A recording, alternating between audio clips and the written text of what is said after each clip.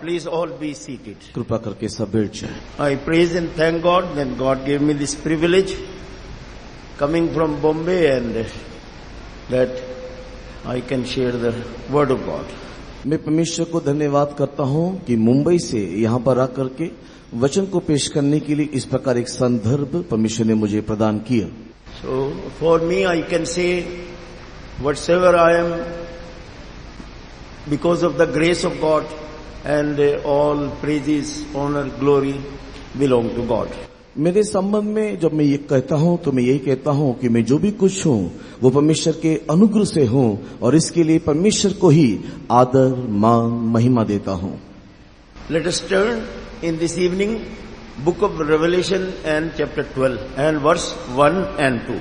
और आज के ध्यान के लिए आओ प्रकाशित वाक्य अध्याय 12 उसके 1 और 2 वचन को पढ़ेंगे। Book of Revelation and chapter 12 and verse 1 and 2. प्रकाशित वाक्य 12वां अध्याय 1 और 2 वचन। फिर स्वर्ग में एक बड़ा चिन्ह दिखाई दिया, अर्थात एक स्त्री जो सूर्य ओढ़े हुए थी, वो चांद उसके पांव तले था और उसके सिर पर 12 तारों का मुकुट था। वह गर्भवती हुई, वो चिल्लाती थी क्योंकि प्रसव की पीड़ा में थी। And there appeared a great wonder in heaven, a woman clothed with the sun and the moon under her feet, and upon her head a crown of 12 stars. And she, being with child, cried, travailing in birth and pain to be delivered. Glory be to God. परमेश्वर की महिमा हो। So this vision have been seen by the disciple, youngest disciple of Lord Jesus Christ, John the disciple. और ये जो दर्शन यहाँ पर देखा गया है वो प्रभु यीशु मसीह के शिष्यों में सबसे छोटा शिष्य जो सबसे जवान था जिसका नाम यूहन्ना है, उसने ये दर्शन को देखा। And people mostly they see the dreams only, they dream dreams only, but for spiritual people they are having both the experience, they dreams and they see visions. सामान्य तौर से मनुष्य जो है वो केवल स्वप्न को ही देखता है, किंतु आत्मिक लोगों को परमेश्वर स्वप्न भी दर्शन भी देता है। So that's why spiritual people, those who worship God, those who believe God, so in different ways, different timings, so they have seen visions and like this that they have been blessed and others also have been blessed. कई धर्मियों को हम लोग देखने पाते हैं विभिन्न प्रकार की परिस्थिति में उन लोगों ने कई प्रकार के स्वप्न और दर्शन को देखा, आशीषित हुए और दूसरों को भी वे लोगों ने आशीष किया। So now we see that when this John the disciple, when he have seen the vision, so this was the will of God that he should write down that vision and like this that people should come to know. That's why today we are hearing about this vision and like this we can be blessed by this vision. और ये जो दर्शन यूहन्ना को परमेश्वर ने दिखाया, ये परमेश्वर की इच्छा था कि ये दर्शन को वो देखे और उसको लिखे ताकि हम इसको पढ़ के इस प्रकार इस रीति से आशीष को प्राप्त कर सके। So we see that spiritual people, they have seen visions when they pray and even sometime that when they sleep, that time also they receive the vision. आत्मिक लोग प्रार्थना के दरमियान दर्शन को देखते हैं, कई बार सोने के समय में भी स्वप्न दर्शन उन्हें मिलता है। So we see about visions, this is Daniel, the prophet in the Old Testament, that his name Daniel, and he have seen the heavenly vision, the throne of God, and he have seen all the things, how that things are there in the heaven. पुरातन नियम में संत Daniel को हम लोग देखने पाते हैं कि किस रीति से दानियल को परमेश्वर ने स्वर्गीय दर्शन दिखाया और उस सिंहासन को दिखाया कि किस रीति से विभिन्न विभिन्न राज्य उस सिंहासन में होगा। So that we can see in the book of Daniel and chapter 7. Daniel की किताब अध्याय 7 में हम इस बात को देखते हैं। And 9 and 10 this vision is written. और 7वें अध्याय के 9 और 10 वचन में हम इस दर्शन को देखने पाते हैं। See the heavenly vision. वहाँ एक स्वर्गीय दर्शन को उसने देखा। See how that throne is there, God is sitting there, how things were going on there. और उसने देखा एक बहुत बड़ा सिंहासन है और परमेश्वर वहां बैठा हुआ है और कैसे अनेक राजाओं को उसने वहां पर बिठाया है. Please read this. Book of Daniel, chapter 7 and verse 9 and 10. पढ़ेंगे दानियल की किताब अध्याय 7 वचन 9 और 10. मैंने देखते देखते अंत में क्या देखा कि सिंहासन रखे गए और कोई अति प्राचीन विराजमान हुआ.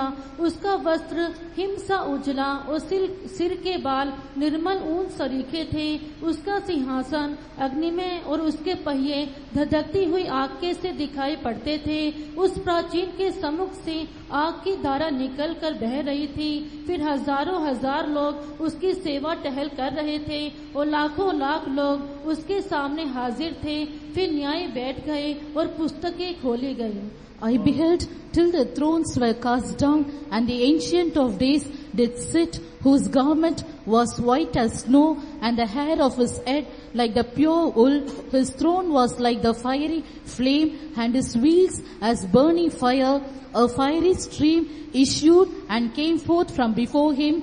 Thousands ministered unto him, and 10,000 times 10,000 stood before him. The judgment was set, and the books were opened. So we see here that how that thousands and thousands of people, they have reached in the kingdom of God. और हम यहाँ देखते हैं कि हजार हजार लोग कैसे परमेश्वर के राज्य में जा पहुंचे. They were worshipping God. वे परमेश्वर की आराधना कर रहे हैं. And another one group of people, thousand, they were supposed that their judgment was supposed to take place. और वहाँ पर और भी हजारों को देखते हैं जिसके ऊपर न्याय होना था. So by these visions we can be blessed in different ways.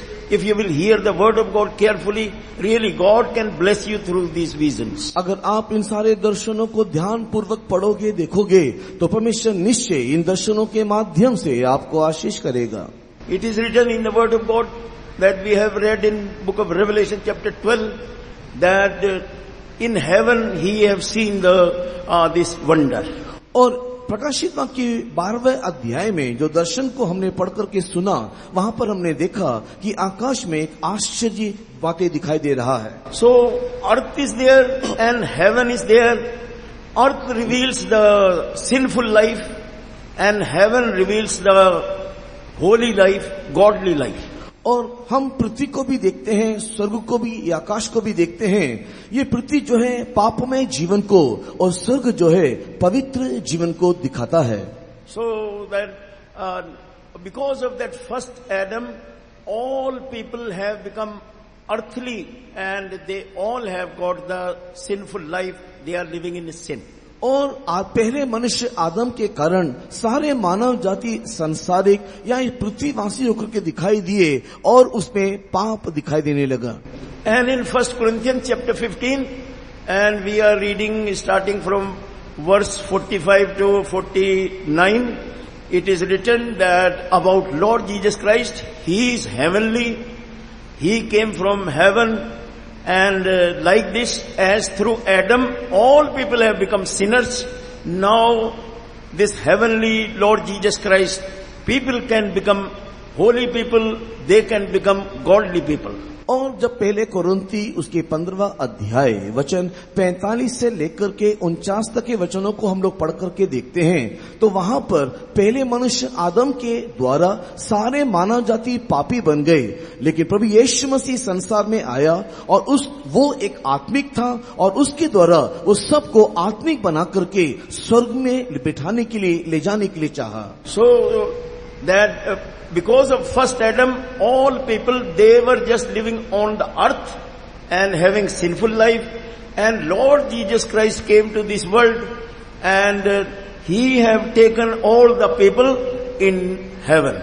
और पहला मनुष्य आदम जो संसारिक था, उसके द्वारा सारे मनुष्य इस पृथ्वीवासी होते हुए पाप में जीवन बिताने लगे, किंतु प्रभु यीशु मसीह के द्वारा हम लोग को स्वर्गीय स्थान में उसने ले जाकर के बिठाया.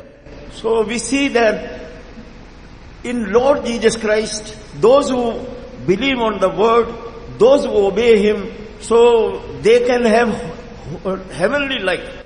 So they will be walking on the earth, but they will have heavenly life, they will have godly life. जो भी कोई प्रभु यीशु मसीह के वचन को मानते हैं, वो प्रभु यीशु मसीह को ग्रहण करते हैं, यद्यपि वो इस पृथ्वी पर चलते फिरते हैं तो भी परमेश्वर उन्हें एक स्वर्गीय अनुभूति, एक स्वर्गीय जीवन और स्वर्गीय स्थान प्रदान करता है। This is the time that so far, if you have not believed Lord Jesus Christ, if you have not accepted the truth, if you have not accepted Him, so now this is the good time, and convention have been given by God that you should receive that heavenly life, and your soul can be united with Lord Jesus Christ in heavenly places. अगर अभी तक यहाँ पर ऐसा कोई भी है जिसने अभी तक प्रभु यीशु मसीह को अपने जीवन में उद्धारकर्ता के रूप में ग्रहण नहीं किया, उसकी दिया हुआ सच्चाई को अगर अपने जीवन में ग्रहण नहीं किया, तो परमेश्वर इस सम्मेलन के माध्यम से आपको एक अवसर देता है कि आप प्रभु यीशु मसीह को अपने जीवन में ग्रहण करें, तब ताकि आप भी उस स्वर्गीय स्थान की सारे आशीषों को प्राप्त कर सको। On this earth there is no other name have been given under heaven, on the earth, no other name except the name of Lord Jesus Christ. By this name only we can get salvation, we can get new life. आकाश के नीचे, पृथ्वी के ऊपर प्रभु यीशु मसीह के नाम के अलावा कोई दूसरा नाम नहीं दिया गया। केवल प्रभु यीशु मसीह के नाम से ही हमें उद्धार और छुटकारा प्राप्त होता है। That things are going on in such a way. One person, he was distributing some tracts about Lord Jesus Christ, and another person, he stopped. What you are doing? Why you are telling us about the foreign God? और बातें ऐसा इन दिनों में यहाँ हो रहा है कि जब एक व्यक्ति प्रभु यीशु मसीह के संबंधित पर्चों को बांट रहा था, एक दूसरा व्यक्ति आकर के विदेशी ईश्वर के बारे में तुम क्यों प्रचार कर रहे हो बोल करके उसे रोकने लगा। Is there no God in our land? You tell us about any God that belong to our land. We can worship Him, we can follow Him. Why you are telling about the person who is from foreign? How we should worship? How we should take the name of such God? और उसने इस प्रकार कहा कि क्या हमारे देश में देवी देवताओं की कमी है? क्यों ना आप उसके विषय में प्रचार करते हो? क्यों विदेशी ईश्वर के बारे में कहते हो कि हम उसके नाम लें? So for something that we cannot say that this is have come from foreign, we cannot accept. But see that few things, they are only common for everyone, as sun, moon, like this, they are common for all, and water and air, they are common for all the countries. हम लोग ईश्वर के विषय में कभी भी यह नहीं कह सकते कि कोई ईश्वर देशी है या परदेशी है। जिस प्रकार सूर्य को देखो, चांद को देखो, हवाओं को देखो, पानियों को देखो, वो किसी का नहीं, वो सबके लिए एक समान दिया गया है। See about rivers. One river is coming from China, another river is coming from Nepal, and we are accepting, we are using that water. चीन से हो या भारत से हो या किसी भी देश से क्यों ना हो, सब एक समान ही पानी का इस्तेमाल करते हैं। Our rivers, they are going to Pakistan, they are accepting the water. हमारे यहीं का पानी तो पाकिस्तान जाता है, वे लोग उस पानी को पीते हैं। So like this, that to save our soul, there is only one Savior, that for common for all. So no geographical borders or restrictions are there, that one Savior under heaven, on this earth, one name have been given, by this name only we can be saved. इस रीति से कोई भी देशी या परदेशी ईश्वर नहीं, उद्धार के निमित्त केवल एक ही एक नाम दिया गया है। भूगोल शास्त्र के किसी भी रीति से हम उसको खंड खंड करके बांट नहीं सकते। सारे मानव जाति के लिए, सारे पृथ्वीवासियों के लिए केवल यीशु ही वो उद्धार का नाम दिया गया है। This person who was distributing the tracts, so he told me this incident. Then when people asked me such question, then I was thinking what to reply. और ये व्यक्ति जो ये मसीही पर्चे को बांट रहा था, आकर के मुझे जब अपनी इस बात को साझा किया, तो मुझे उस प्रकार सवाल पूछा कि ऐसी परिस्थिति में पड़ जाने से मुझे क्या उसे उत्तर देना है। So he himself gave the answer he told, if it is so, then cast out all the foreigner things from our land. Even close all the English medium school. And you also should give up all your pant. You should have that in UP, Haryana, these people, they are having that dhoti. And our sisters also, they should not have any other dress. They also should have that ghagari. और इस प्रकार वो मुझे बोलते बोलते आप ही उसने ये उत्तर दिया कि अगर ऐसे ही है देशी या विदेशी, तो भारत में भी आप लोग सारे विदेशी चीजों को यहाँ से निकाल दीजिए, उसको बहिष्कार कर दीजिए। आप जो पैंट पहन रहे हो उसको भी निकाल के धोती पहनो, और बहन लोग जी जो ड्रेस पहनते हैं इसको भी निकाल करके नगड़ी पहनना चाहिए, घघरी पहनना चाहिए, long skirt. So like this. So then some people, they heard this, they were laughing only. और जब लोगों ने इस बात को सुना तो वे लोग इस बात को सुन के हंसने लगे। Oh, I am working in bank, how I can go with that dhoti? मैं तो बैंक में काम करता हूँ, धोती पहन के मैं कैसे जाऊँ? So like this, then all phone and this and that, computer, all higher education. So like this, they are in foreign language or English language, and see that people are using that. और phone को ले लो, computer को ले लो, ऐसे बहुत सारी चीज जो है वो विदेश से ही है, और अंग्रेजी भाषा जो भी बातें करते हैं ये भी तो विदेशी ही है, हम क्यों इसका इस्तेमाल करते हैं? But see that time to time how things have taken place. किंतु समयों में देखो कैसे बातें बदलता है। So there was a prophet, his name was Noah, and in that time, once this earth have been destroyed by the flood water.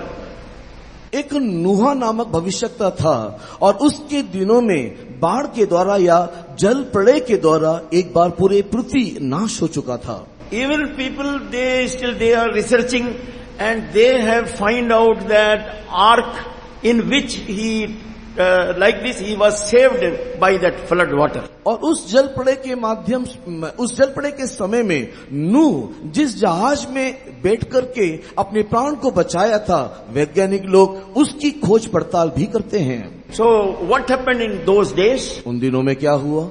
What was the sin of the people? लोगों का उन दिनों में पाप क्या था? It is not simply that a story, but Lord Jesus Christ, He Himself, when He came to this world, and He also told about this incident. ये नूह की कथा एक काल्पनिक कथा नहीं है, कि जब प्रभु यीशु मसीह भी संसार में आया, इस नूह के विषय में उसने जिक्र किया। So God cannot tell lie. So Lord Jesus Christ told, when disciples they were asking, Lord, please reveal us, tell us the secret, that when this period will be over and when you will come. और यीशु मसीह, ये परमेश्वर कभी झूठ नहीं कहता, जब लोगों ने आकर के यीशु मसीह से ये सवाल पूछा कि युग का अंत कब होगा, कैसे होगा, इसके बारे में तू हमको बता। So the people that they are believing that sometime they are asking from Christian people, you people are telling this is grace period, but for us this is the Kali Yuga. और कुछ लोग आकर के मसीहों के साथ इस प्रकार भी बहसबाजी करते हुए कहते हैं कि आप लोग तो कह रहे हो कि ये अनुग्रह का युग है, कि तो हमारे समझ के अनुसार ये तो कलयुग है। See that people they are believing this is the Kali Yuga.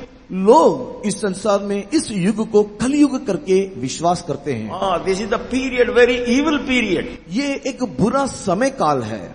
So one good period will be there, that will called Satyug. लेकिन एक अच्छा समय था जिसको सतयुग कहा जाता था।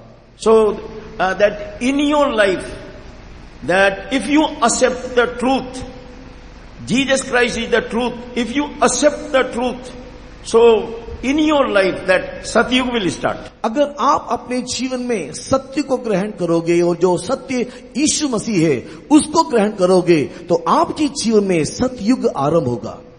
You will know the truth, and truth will set you free, and like this that Satyug will come in your life. आप सत्य को जानोगे, सत्य तुम्हें स्वतंत्र करेगा, और इस रीति से आपके व्यक्तिगत जीवन में सतयुग का आरंभ होगा। Some people they are bound and they want deliverance, but no one can give them deliverance. Sometimes some people that they are in the bondage of wine.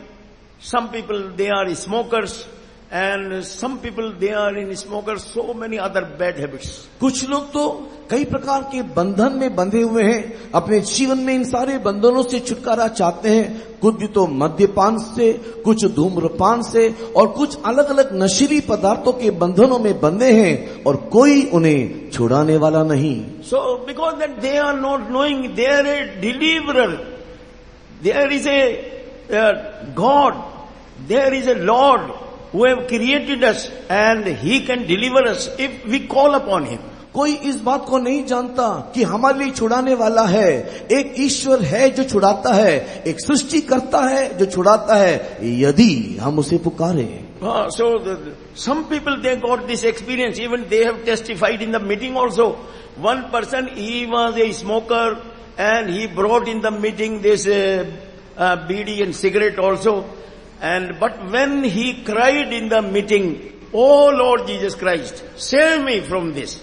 I want deliverance. I want salvation. Save me, help me." और कुछ लोग इस प्रकार सभा के मध्य में साक्षी भी देते हैं, जिस प्रकार एक व्यक्ति सभा में बीड़ी सिगरेट को अपने साथ लेकर के आया, सभा के मध्य में परमेश्वर से इस प्रकार चिल्ला चिल्ला के प्रार्थना करने लगा, हे परमेश्वर, मुझे छुटकारा चाहिए, मुझे उद्धार चाहिए करके।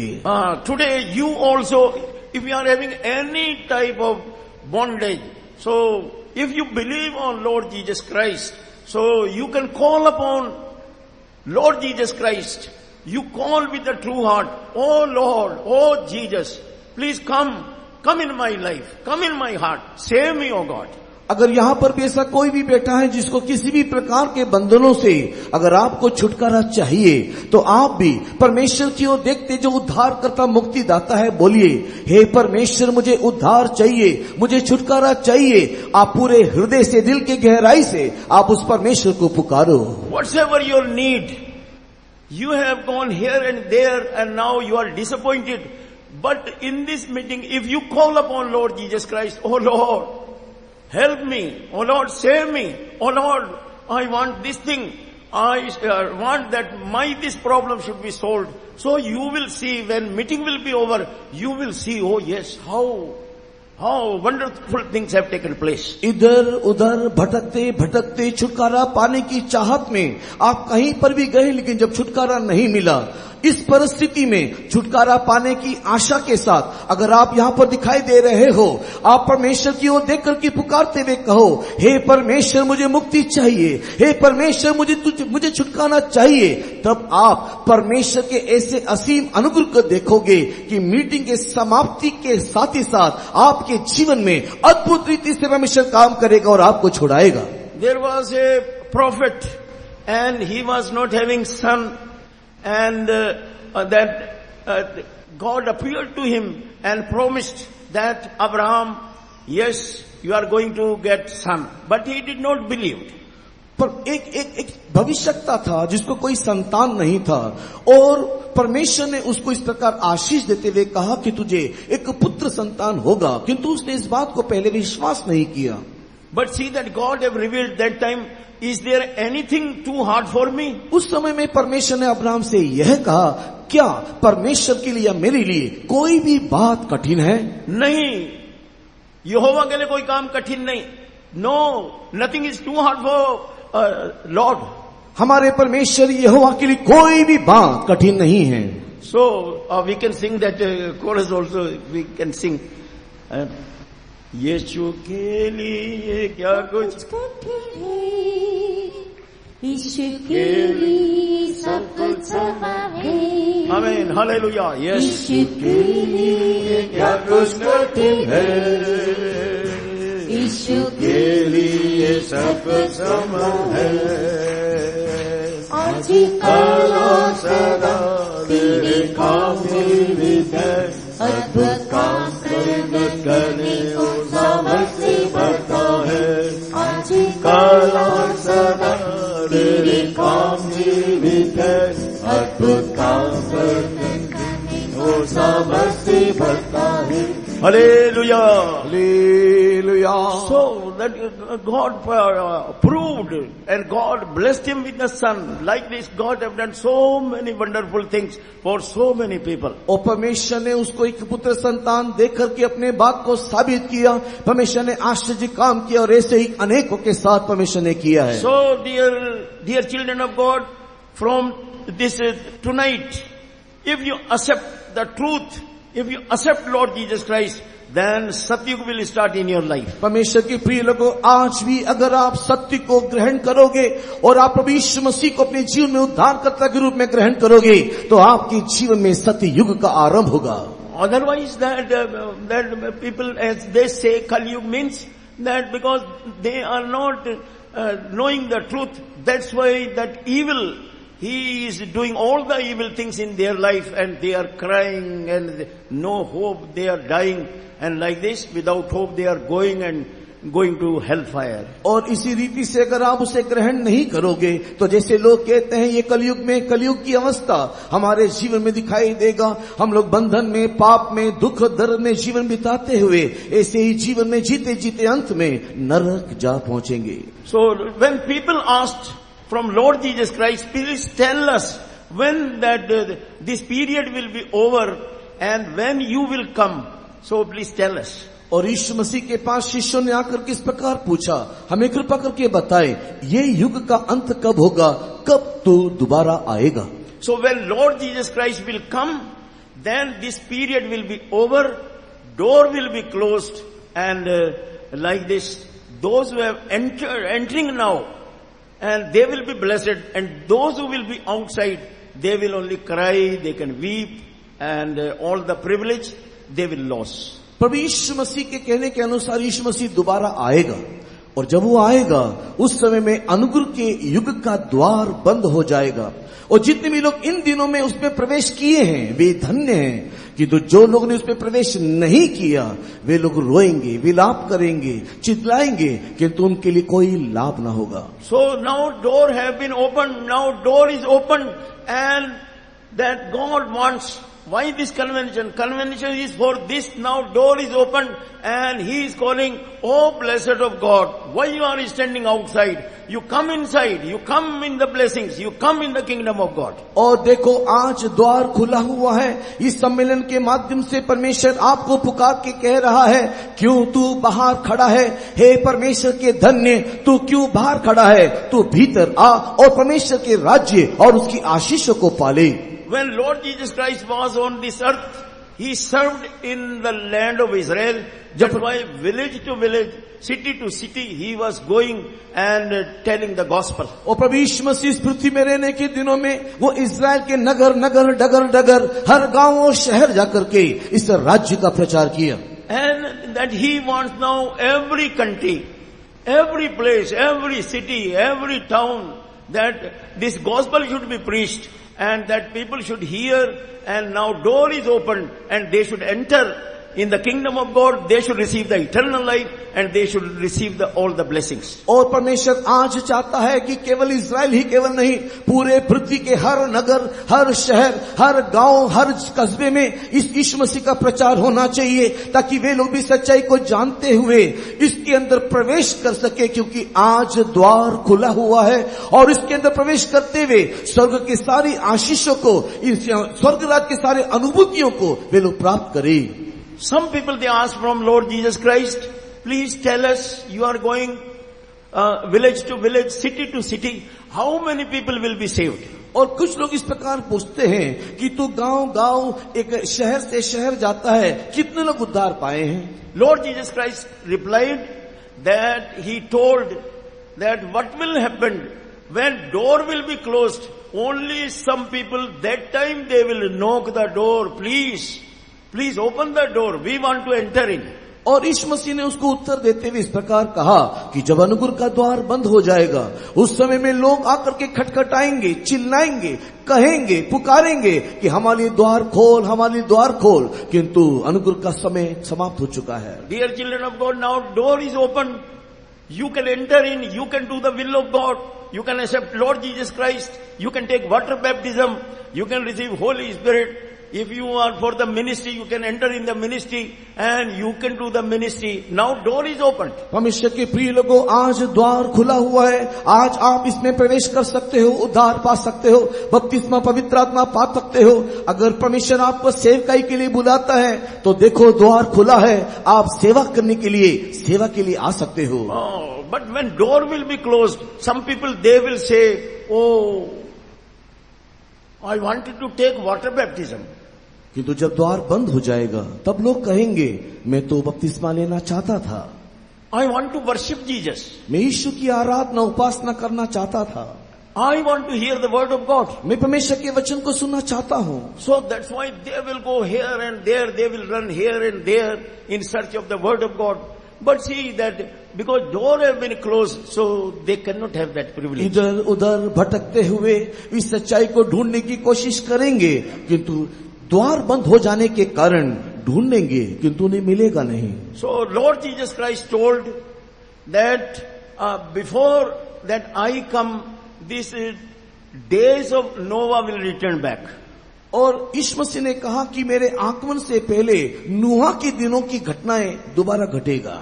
So that Noah period, as sins were there in this Noah's time, all sins are now working mightily in the world. जिस प्रकार नूह के दिनों में पाप जगत में दिखाई दिया, वैसे ही इन दिनों में भी अनेक पाप की वृद्धि होते हुए हम लोग देखने पाते हैं। In those days that main sin was there, they were having marriage according to their choice, according to their eyesight, and like this they were living in sin, and I think they were divorcing and they were having another marriage. और उन दिनों में, नूह के दिनों में मनचाहा विवाह वो लोग किया करते थे, जिसको जैसा सूझ पड़ता था, जो पसंद आता था वे लोग विवाह करते थे। वैसे ही इन दिनों में भी अपने मन मर्जी के अनुसार लोगों को विवाह करते हुए, तलाक करते हुए, दोबारा शादी करते हुए हम लोग दुनिया में देखने पाते हैं। In those days, to save the people, to warn the people, God raised Noah that he should warn the people, he should tell the word of God, and like this he have done that ministry for more than 100 years. और उन दिनों में लोगों को बचाने के निमित्त, सुसमाचार कहने के निमित्त परमेश्वर ने नूह को उठाया ताकि वो नूह लोगों को चेतावनी दे, उन्हें समझाए और उन्हें सच्चाई बताए। और तकरीबन 100 से भी अधिक दिन तक नूह इस काम को किया। Seeing all the condition of the people, that people are growing in sin and they are not remembering God, they don't want to do that godly life. So that's why God told that destruction is waiting, great flood is waiting, so that you make one ark and tell the people also. और परमेश्वर ने नूह को कहा कि देख, लोग जो है वो इंसान ईश्वर को भूल करके अपने मन मर्जी पाप में जीवन बिता रहे हैं, इसके लिए मैं इस जगत को सर्वनाश करने को जा रहा हूं, लेकिन तू एक जहाज बना और उस जहाज को तू तैयार कर ताकि आने वाले नाश से तू बच जाए। So that ark was 450 feet long and 75 feet wide and 45 feet high. और ये 450 लंबा और 75 जो फुट जो वो चौड़ा था और 45 फुट उसकी ऊंचाई दिखाई दिया। इस प्रकार के जहाज उसने बनाए। So people were coming, uncle, what you are doing? और लोग आकर के नूह से इस प्रकार पूछे, अंकल जी आप क्या कर रहे हो? So then he told that destruction is coming and God have told that you make this ark and save yourself and those who believe, those who cooperate with you, and that they all should be saved.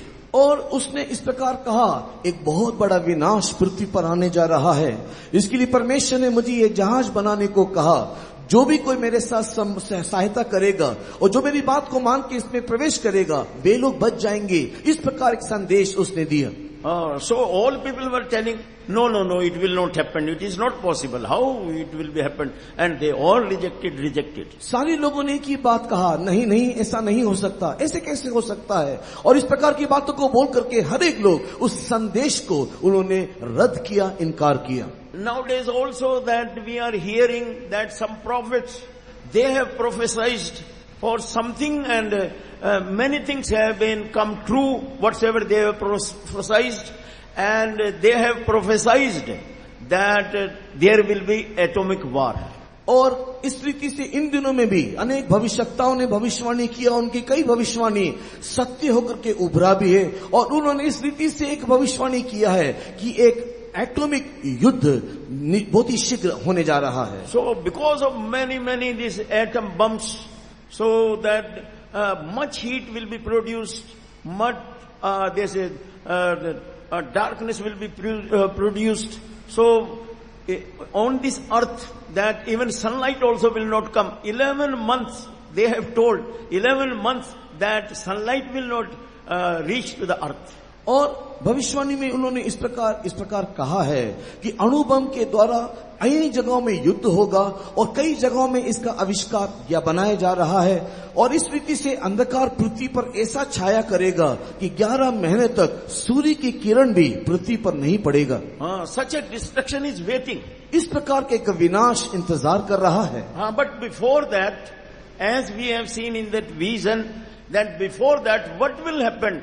That all the holy people, righteous people, those who take the name of Jesus, those who take the water baptism, those who do the will of God and obey the commandment, they will be saved. They will not be on this earth. लेकिन परमेश्वर के दर्शन में परमेश्वर ने ये बताया कि जितने लोग परमेश्वर के वचन को विश्वास करेंगे, जो लोग परमेश्वर मसीह को ग्रहण करेंगे, पानी का बपतिस्मा लेकर के, पवित्र आत्मा पाकर के जो लोग जीवन बिताएंगे, वे लोग को परमेश्वर इस आने वाले नाश से उन्हें बचाएगा। So now this is the will of God. God want to save. परमेश्वर की यह इच्छा है कि इन दिनों में आप उद्धार को पाए। So you should believe on the gospel, and like this is the time that you should surrender, and there is no the time that you should have so many other plan and programs, but now this is the time that you should think about your soul, and you should go forward in your spiritual life, and you should please God.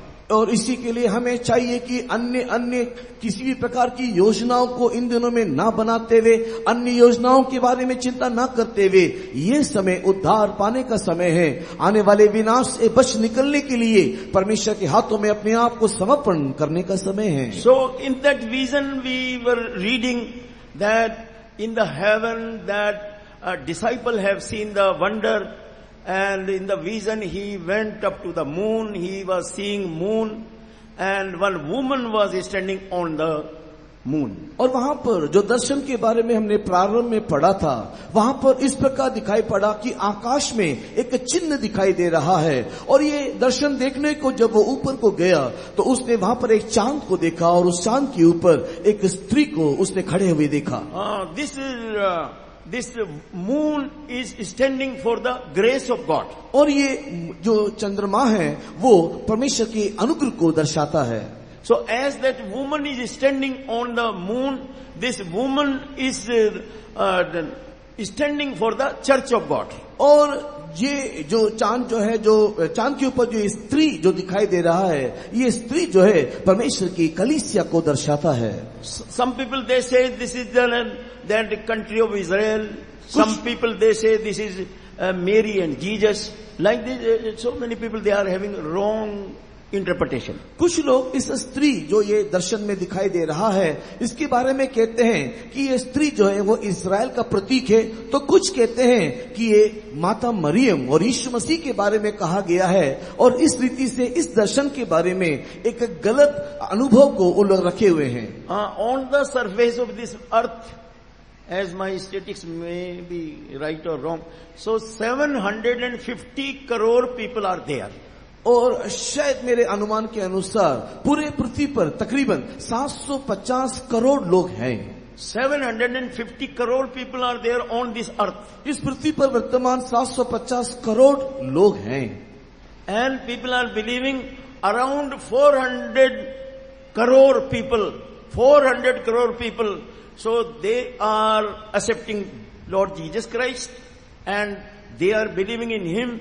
they are worshipping him and they are obeying his word. और माना इस प्रकार जाता है कि 750 करोड़ों के मध्य में 400 करोड़ लोग प्रभु यीशु मसीह को विश्वास करते हुए अपने जीवन में उसको उद्धारकर्ता के रूप में ग्रहण किया है और उसकी आराधना प्रार्थना करते हैं. So that if all these 400 crore people, they are having the unity of faith, so they form this woman. और ये 400 करोड़ लोग जो है विश्वास की एकता में रहते हुए उन्होंने इस स्त्री को बनाया है. So that all 400 people, if they have received Holy Spirit, they have taken the right water baptism, so all together their souls or their inner man forming this woman. ये 400 करोड़ लोग अगर पवित्र आत्मा का अभिषेक को प्राप्त करके एक मन से परमेश्वर की आराधना करते हैं तो ये 400 करोड़ लोगों की आत्मा मिल करके इस स्त्री को एक रूप देता है. But they should have the unity. किंतु उनके अंदर एक एकता दिखाई देना चाहिए. So we can see this unity in the book of Ephesians chapter 4 and starting from verse 3 to 6. और एफिसी की किताब 4 अध्याय उसके 3 से लेकर के 6 तक के वचनों में हम इस एकता को देखने पाते हैं. So that all should have this unity of spirit and different unity as written. I am reading only. There is one body and one spirit, even as ye are called in one hope of your calling. और एफिसी की किताब 4 अध्याय उसके 4 वचन में इस प्रकार लिखा हुआ है, एक ही देह है, एक ही आत्मा, जैसे तुम्हें जो बुलाए गए थे अपने बुलाए जाने के लिए एक ही आशा है. One Lord, in verse 5, one Lord, one faith and one baptism.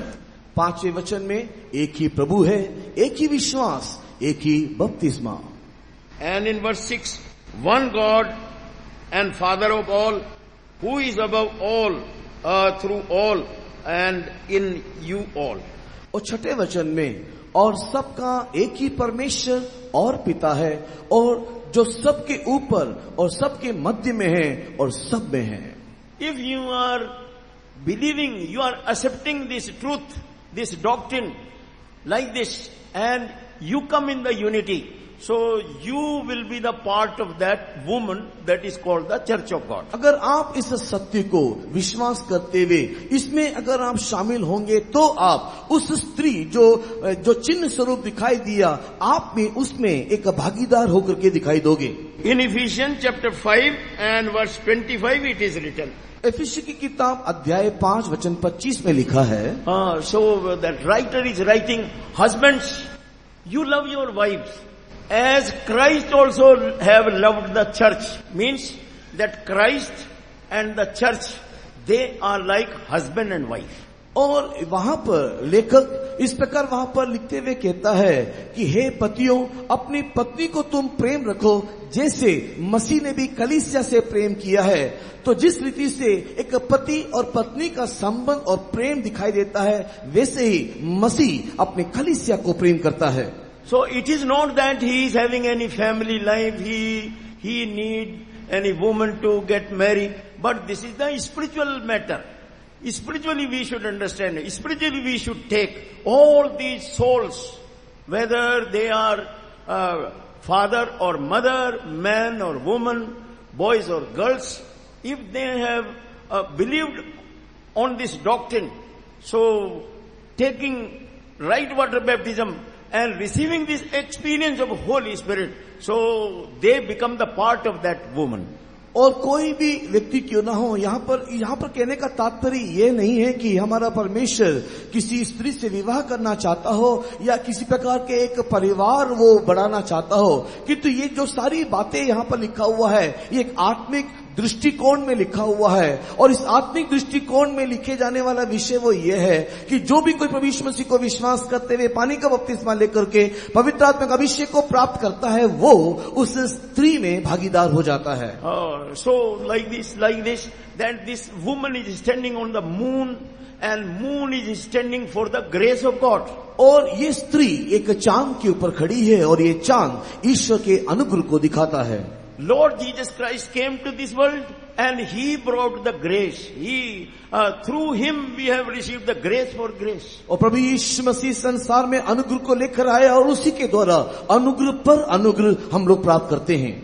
Means grace means that it is not that as in the school that teachers they are using grace mark, that student was not worthy to go in the next class, but that they have got this grace mark. They are giving that grace mark and that student is going in the next class. और ये जो अनुग्रह कहने से ये वो अनुग्रह नहीं है जो स्कूल में टीचर्स उस we can understand through this. और उसके द्वारा हम लोग इस अनुग्रह को उस रीति से समझ सकते हैं कि जब स्कूल में कोई विद्यार्थी अंक में कम होकर के दिखाई देता है तो उसको अतिरिक्त अंक ग्रेस मार्क के रूप में जब दिया जाता है ताकि वो उत्तीर्ण होकर के अगले कक्षा में जाए. So no one is worthy, no one can do any good works, and he himself can earn the salvation.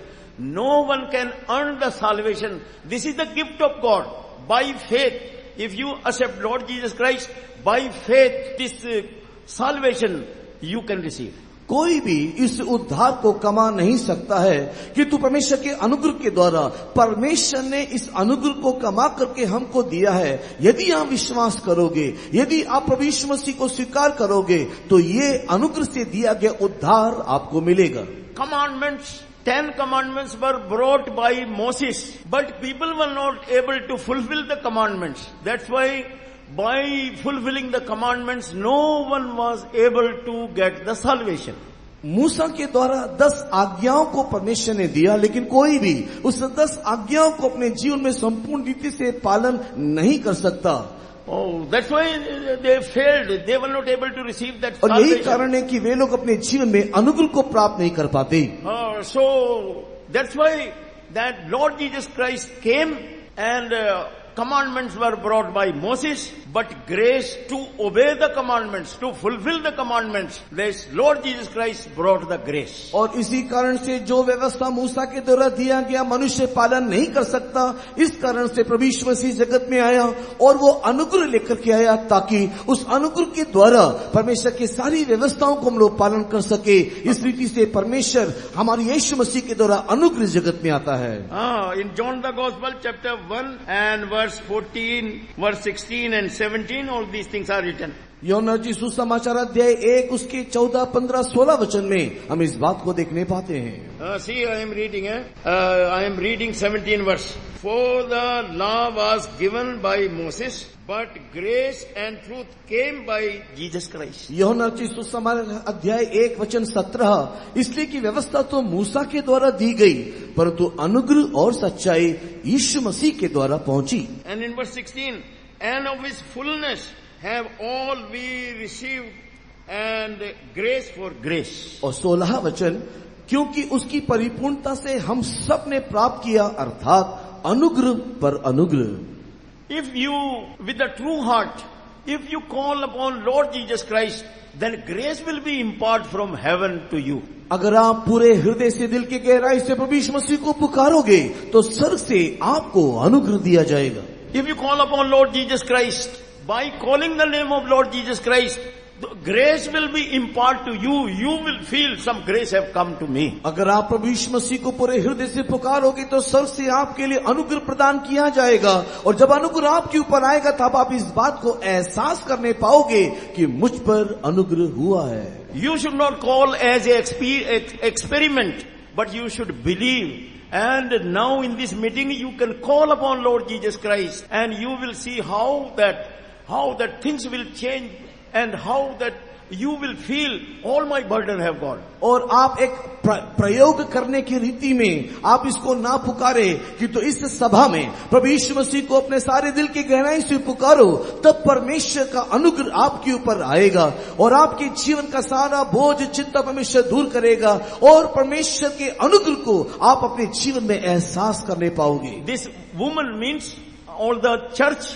all the believers and workers all together, they are standing on this moon. We all should stand in the grace of God. और ये जो स्त्री जो चांद के ऊपर खड़ी है ये सारे विश्वासियों को सारे परमेश्वर के बच्चों को दिखाता है जो इस अनुग्रह के ऊपर खड़ी हुई है.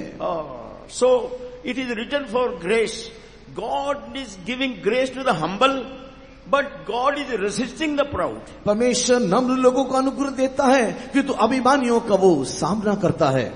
So if you are obedient, you are giving due respect to whom you should give due respect. Like this, you are humbling yourself and you are respecting the word of God. You are believing the word of God.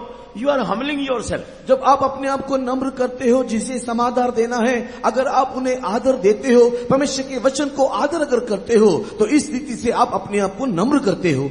So that those who are proud means that those who are rebellious, those who are not believing the word of God, like this they become rebellious. As Adam and Eve, they were very humble, but later they became rebellious and they were arguing with God and they were not accepting the truth. और घमंडी या अहंकारी अभिमानी वो लोग हैं जो लोग बलवा करते हैं, जो अपने गलतियों को मानते नहीं। जैसे कि आदम और हवा भी पहले नम्र तो थे, किंतु बाद में जाकर के अपनी गलती को ना मानते हुए परमेश्वर के साथ वे लोग वाद विवाद करते हुए दिखाई दिए। So if you humble yourself and if you are obedient, if you are submitting yourself, so by humbleness you will grow in the experience of this salvation and you will be called that you are standing on moon. और अगर आप अपने आप को नम्र करोगे, अपने आप को नम्र करते हुए इस अनुभव में अगर आप बढ़ोगे, तो आप अपने आप को उस चांद के ऊपर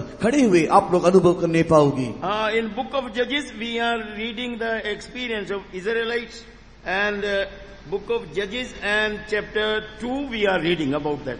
और इस्राएली के संबंध में न्यायों की किताब के दूसरे अध्याय में हम पढ़ते हैं। So that Israelites, it is written, they did evil in the sight of God. इस्राएलियों ने ईश्वर की दृष्टि में जो बुरा था वही किया। So it is written in verse 11. और 11वें वचन में लिखा है, And the children of Israel did evil in the sight of the Lord and served other things. और इस्राएलियों ने वो करने लगे जो यहोवा की दृष्टि में बुरा है और अन्य देवताओं को वे लोग पूजने लगे। And they were suffering in different ways. अलग अलग रीति से वे लोग कष्ट उठाने लगे। So many thieves and looters, they were giving trouble. They were looting all their property and money. Wherever they were going, they were facing how that God was against them. और वहां पर नाना प्रकार की समस्याओं का सामना वे लोग करने लगे। चोर, डाकू, लुटेरे आकर के उनको लूटने लगे। इस रीति से परमेश्वर की अनुमति के कारण अनेक प्रकार का क्लेश उनके जीवन में आया। Standing on the moon, standing in the grace means that God wants that you should grow in the experience of salvation. और उस चांद के ऊपर खड़े होने का अर्थ यह है कि आप उस उद्धार के अनुभव में बने रहना। And it is written commonly that a sinful person cannot stand, he is only laying down. So that's why Lord Jesus Christ, he is making the sinner to stand. और एक पापी व्यक्ति कभी खड़ा नहीं रह सकता, वो तो ऐसे ही पाप में पड़ा रहता है। इसके लिए प्रभु यीशु मसीह उसे खड़े होने के लिए अनुग्रह देता है। So if you are growing in the experience of salvation, so you are standing in the grace of God. अगर आप परमेश्वर के उद्धार के अनुभव में बढ़ रहे हो तो आप परमेश्वर के उस अनुग्रह में बने हो। In book of Haggai we are reading one experience of Israelites. So they were telling now that we cannot make the house of God, or we can have a good life, we cannot have a holy life, we cannot obey the word of God. So now this is not the time, because this world is very evil.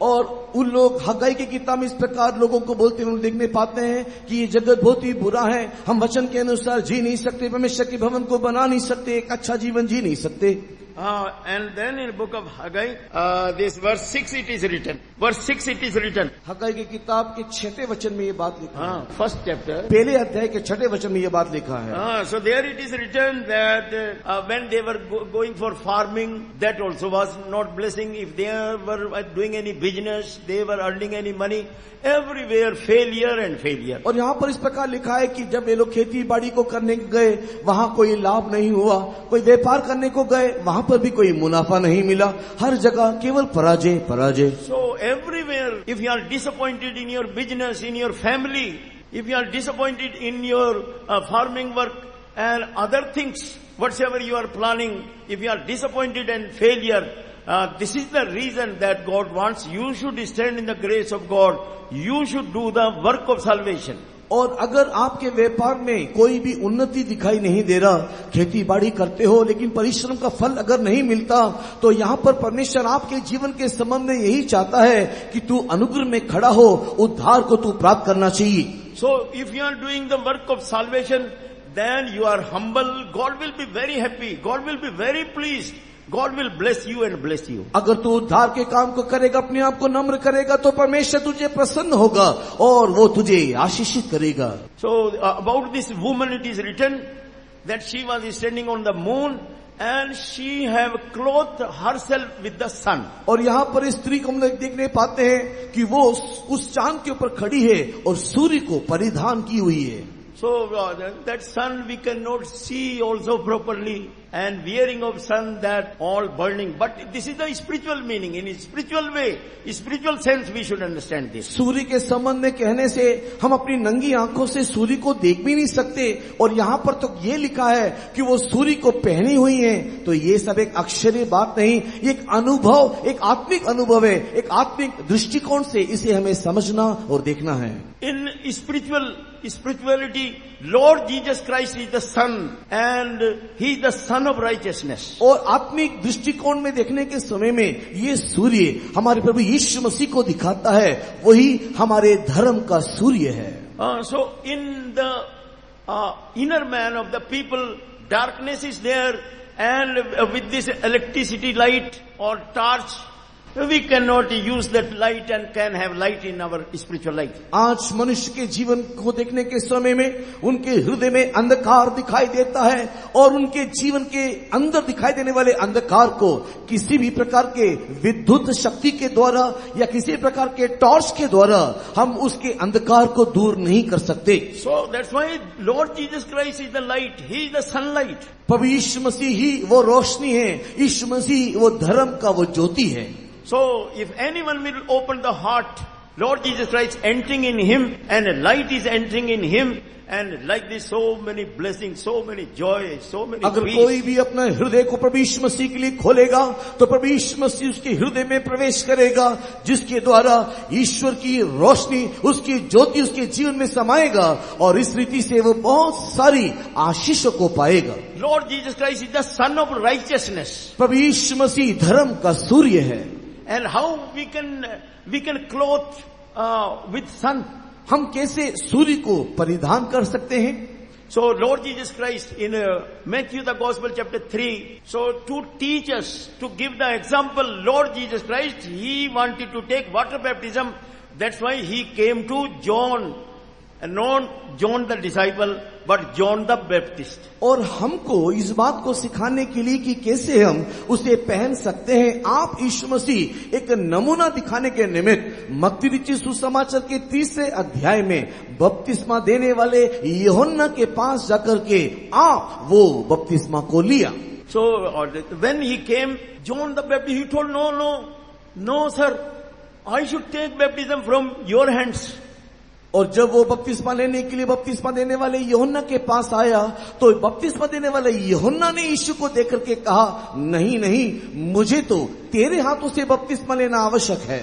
But Lord Jesus Christ told, no, now you allow, let it be so, because we have to fulfill the righteousness of God. लेकिन उस समय में बपतिस्मा देने वाले यूहन्ना को देख यीशु ने इस रीति से उत्तर दिया, नहीं, अब ऐसा ही होने दे, क्योंकि इसी रीति से हमें सारी धार्मिकता को पूरा करना है. So if you take water baptism, so you are clothing yourself with the sun, you are clothing yourself with the righteousness. इसी प्रकार जब एक व्यक्ति पानी का बपतिस्मा लेता है, तो आप उस पानी बपतिस्मा को लेने के द्वारा आप इस सूर्य को परिधान करते हो, उसके धार्मिकता को आप पहन लेते हो.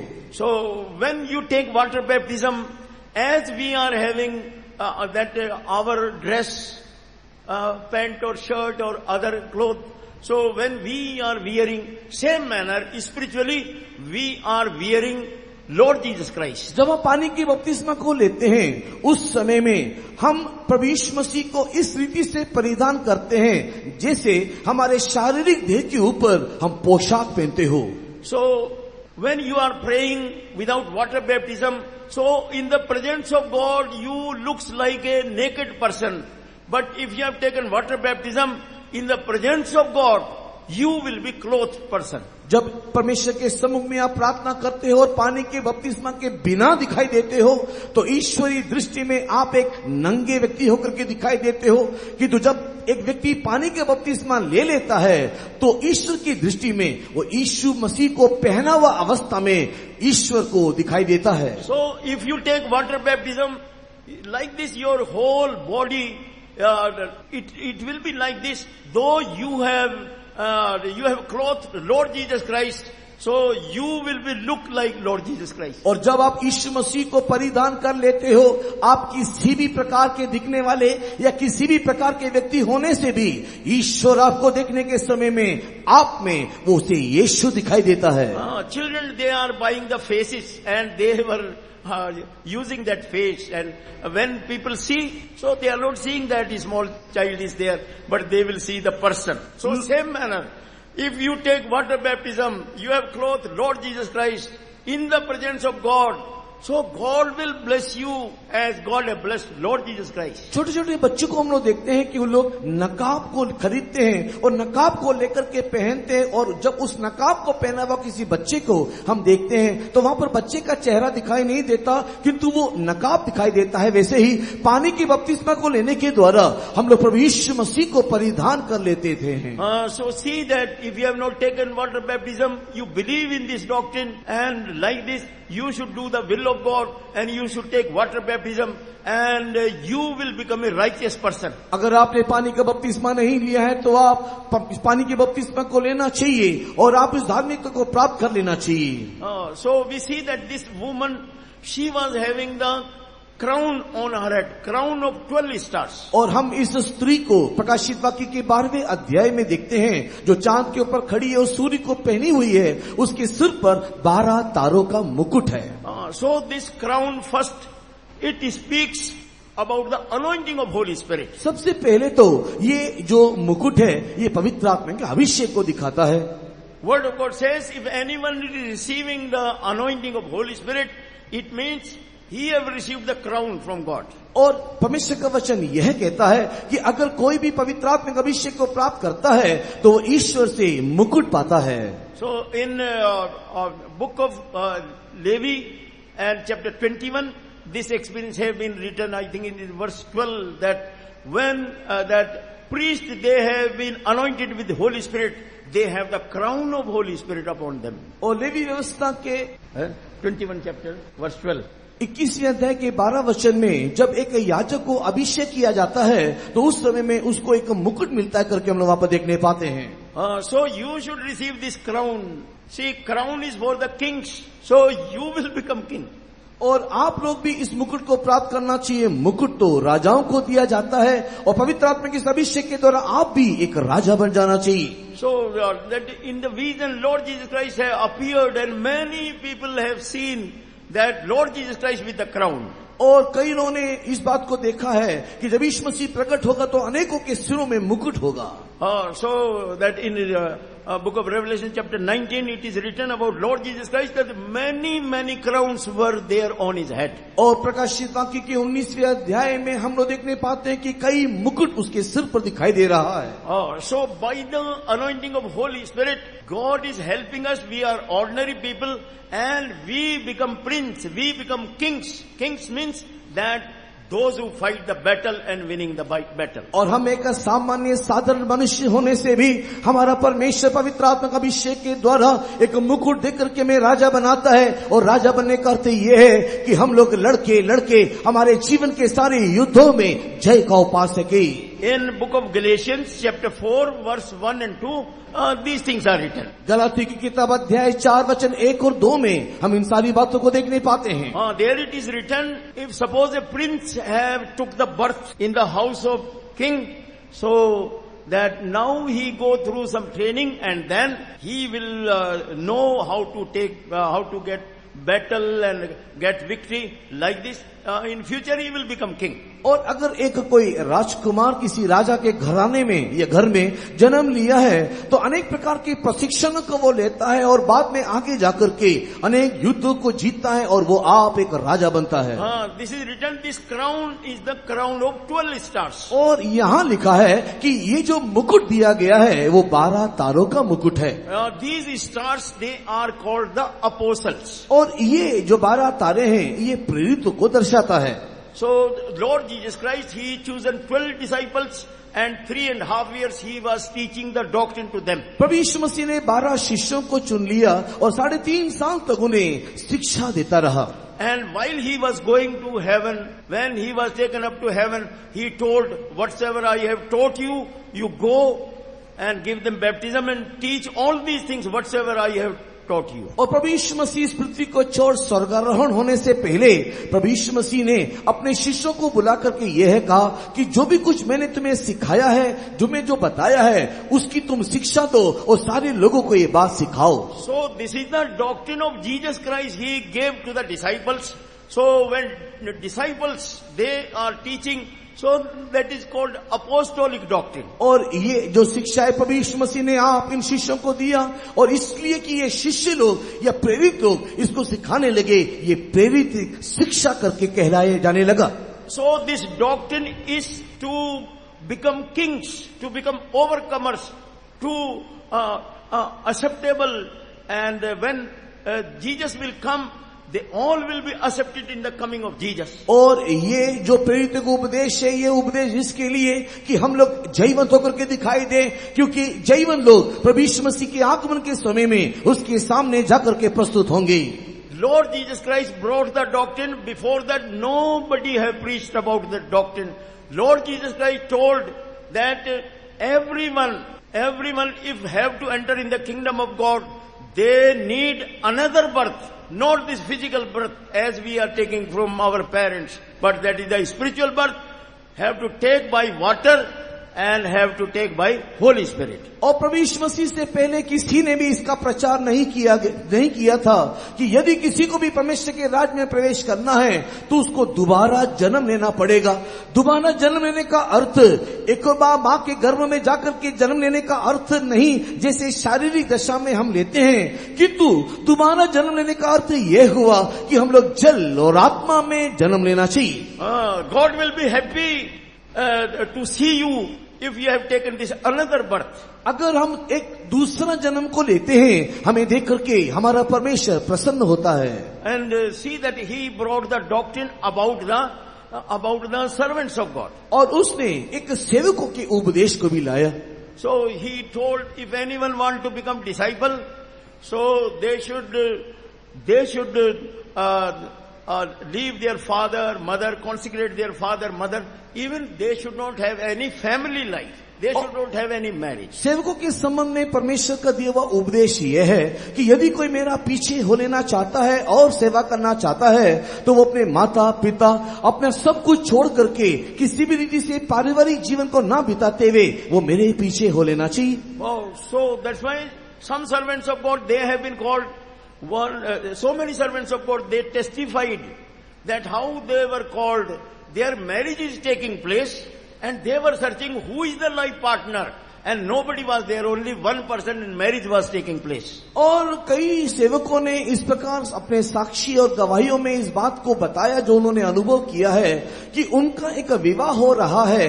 विवाह तो हो रहा है लेकिन किसके साथ हो रहा है वे लोग नहीं देखते. उस विवाह समारोह में वो आप अकेली खड़ी हुई अवस्था में उसने दर्शन देखा. And God revealed to them in book of Jeremiah chapter 3 and verse 14. यिर्मयाह की किताब 3 अध्याय के 14 वचन में जैसे परमेश्वर ने उन्हें बताया वैसे उन्होंने देखा. So that children, you return back to me that because I have married unto you. क्योंकि मैंने Jeremiah chapter 3 verse 14 it is written. और यिर्मयाह की किताब 3 अध्याय के 14 वचन में लिखा है कि मैंने तेरे साथ विवाह किया है. In verse 14, see, I am reading. Turn, O backsliding children, said the Lord, for I am married unto you. हे भटकने वाले लड़कों लौट आओ क्योंकि मैं तुम्हारा स्वामी हूँ. So means that servants of God, those who have been called for this great ministry, so that they are not having this family life, they are not having any marriage, so they are serving in such a way. This is the way of God. This is the will of God for the servants of God, not for all the believers, all the people. परमेश्वर के सेवकों के संबंध में परमेश्वर की मनसा यह है कि वो सब कुछ त्याग करके बिना किसी पारिवारिक जीवन के, बिना किसी परिवार के, वो परमेश्वर की संपूर्ण रीति से सेवा करना चाहिए। और ये नियम केवल सेवकों के निमित्त है, न कि सारे विश्वासियों के लिए। So that in world also, so many people, they are not getting married in our political world. So many people, they are unmarried, and they told that because we have the great mission, we were not having time for marriage. और संसार में भी देखने के समय में अनेक लोग भी इसी प्रकार विवाह नहीं करते। जैसे कई राजनीतिक नेताओं को देखो, उनको विवाह करने के लिए समय नहीं, घर बसाने के लिए समय नहीं, इसके लिए उन्होंने अपने जीवन में विवाह नहीं किया। Our former president of India, Dr. Abdul Kalam, people asked, why sir you have not got married? He told, because I was a scientist, so I was not having any time for marriage. That's why I did not got married. हमारे भूतपूर्व राष्ट्रपति श्री अब्दुल कलाम को जब ये पूछा गया कि भाई साहब आपने विवाह क्यों नहीं किया, तो कहा कि मैं एक वैज्ञानिक हूँ, कई प्रकार की बातों को खोजबीन करता रहता हूँ, विवाह करके घर बसाने के लिए मेरे पास समय ही नहीं रहा। So this is the great work, how that a sinner can be converted to a holy saint. So this is the great work have been entrusted to the servants of God. और ये एक बहुत महान काम है कि किस रीति से एक पापी व्यक्ति को परमेश्वर के सम्मुख में एक धर्मी बना करके खड़ा करे, इस महान काम को परमेश्वर ने सेवकों के हाथ सौंपा है। So they have been given the doctrine, they have been given the word of God, they have been given the truth. परमेश्वर ने उनके हाथ में उपदेश दिया, सच्चाई दिया, परमेश्वर ने उनको वचन दिया है। So this doctrine, if you will go through every doctrine, some sanctification will take place in your life. अगर आप सारे उपदेश को अपने जीवन में मानोगे, आपके जीवन में एक शुद्धिकरण का काम होवेगा। So for sanctification, so many processes are there. Some places 4 processes are there. Some places so many 5, 6, 7 processes are there. And in the Word of God, that 7 points of doctrine have been given. So if you go through this doctrine, so the work of sanctification will take place, all your sinful life will go, you will have such a acceptable, God-pleasing life which God wants. संसार में देखने के time में शुद्ध करने के लिए कई प्रकार की प्रणालियों को, जो कई स्तरों में दिखाई देता है, कुछ 4 तो कुछ 6 से अलग अलग स्तरों में दिखाई देता है। किंतु परमेश्वर के वचन को पढ़ने के समय में हमारे जीवन को शुद्ध करने के निमित्त 7 कदम परमेश्वर ने या 7 प्रकार के उपदेश को दिया है, जिस उपदेश में जाने के द्वारा हम लोग हमारे आत्मिक जीवन में शुद्धिकरण को प्राप्त कर सकते हैं और उसके द्वारा हम परमेश्वर के समीप आते हुए कई आशीषों को पा सकते हैं। One young man, he went for the pastors training. In so many pastors, these theological colleges are there. और एक व्यक्ति एक पास्टर के प्रशिक्षण या उस ट्रेनिंग को लेने के लिए गया, क्योंकि संसार में हम लोग कई पास्टर कॉलेज को हम लोग देखने पाते हैं। So he was very sincere praying. Then one day he have seen God spoken to him, you want to do my ministry, go and join that ministry. Go and join the TPM. If you want to do my ministry, if you want to do my will, that is my ministry if you want to do. और वहां पर वो परमेश्वर की संपूर्ण इच्छा को करने की चाहत से वो उस बाइबल कॉलेज में दिखाई दे रहा तो एक दिन परमेश्वर ने उससे बातें की और कहा कि मेरे बच्चे, अगर तू सचमुच एक सच्ची सेवा करना चाहता है तो मेरे सेवा करने के लिए तो इस मिशन में जाकर के जुड़ना चाहिए। That person, he already crossed more than 1 year, and he came out from that Bible college and he joined our ministry. वो पहले से ही 1 साल उस प्रशिक्षण क्षेत्र में रह करके अपने तालीम को ले चुका था कि तो वहां से वो बाहर निकल करके बाहर आकर के इस मिशन में आकर के जुड़ गया। So remember that for this church, that God have ordained the servants of God, God gave them the truth, God gave them doctrine, that according to the will of God, they should prepare this woman to become the accept the throne of God. और परमेश्वर ने यहाँ पर एक उपदेश दिया है, संतों के द्वारा एक सच्चाई को परमेश्वर में प्रकाश करके दिया है, ताकि उस उपदेश और सच्चाई के द्वारा उस स्त्री के समान हम लोग परमेश्वर के सम्मुख में उस कलीसिया को लेकर के परमेश्वर के सामने प्रस्तुत कर सके। This woman was with the child and she wanted to give birth to the child, and she gave birth to the child, and child was taken up to the throne of God. प्रकाशित वाक्य के 12वां अध्याय के पहले 2 वचनों को पढ़ने के समय में ये स्त्री गर्भवती है और वो गर्भवती स्त्री ने एक बच्चे को जन्म लिया, और जैसे ही ये बच्चा जन्म लेता है तुरंत ही वो सिंहासन में उठा लिया गया करके हम देखने पाते हैं।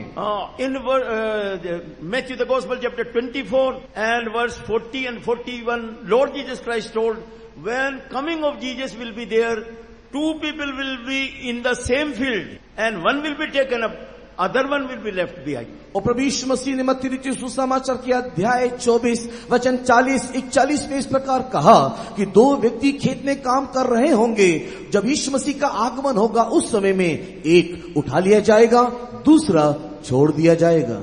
2 women working in the same house or same place, one will be taken up, other one will be left behind. 2 लोग चक्की पीस रहे होंगे, एक उठा लिया जाएगा, दूसरा छोड़ दिया जाएगा। So those who will be sanctified, those who will be holy, and those who will come in the will of God, really for them that they will go on the throne of God, or they will become like a cabinet minister in the heavenly government.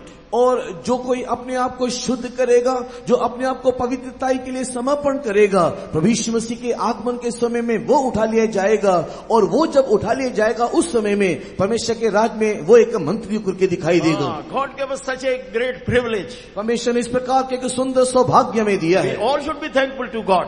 और इसके लिए हम लोग सब परमेश्वर के शुक्रगुजार होना चाहिए। We all were not worthy at all. हम लोग में से कोई भी इसके योग्य नहीं, but because God have loved us, that's why He have done so many arrangements for us. किंतु परमेश्वर हमसे प्रेम करने के कारण ये सारी बातों का आयोजन उसने किया है। May God bless us with these words. परमेश्वर इन सारे वचनों से आपको आशीषित करे।